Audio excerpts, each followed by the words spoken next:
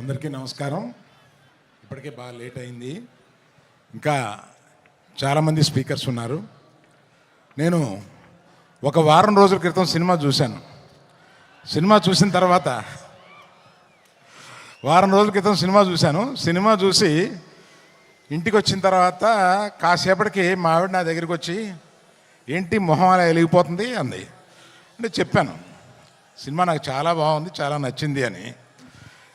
ఆమె అన్నది, నీ మొహం ఇన్ని సంవత్సరాల్లో 2 సార్లు ఇలా వెలగడం చూశాను, మగధీర ముందును ఈ సినిమా ముందు.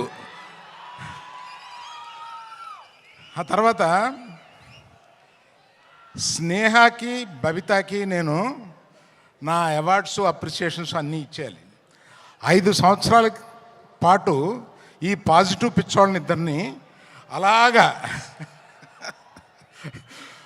బన్నీ సుకుమార్ వినపడిందా అంటే అంత అబ్సెషన్ ఉంటే కానీ ఇటువంటి సినిమా రాదేమోనని ఒక అప్రిసియేషన్ ఉంటుందండి. అందుకని నాకు అర్థమైంది.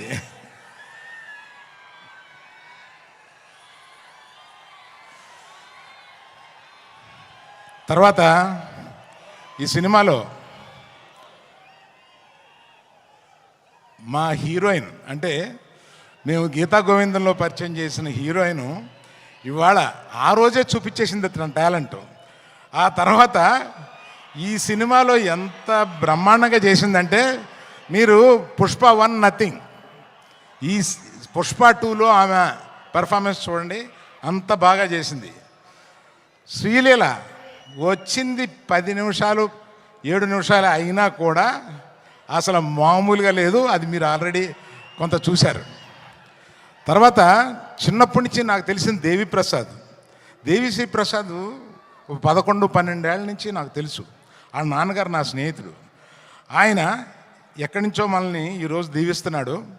ఆ దేవిప్రసాద్ ఈరోజు ఇన్ని సంవత్సరాల పాటు కంటిన్యూస్గా ఇన్ని హిట్స్ ఎలా కొడతావురా బాబు అని అడిగితే కూడా ఎవరు చెప్పగలరు దానికి.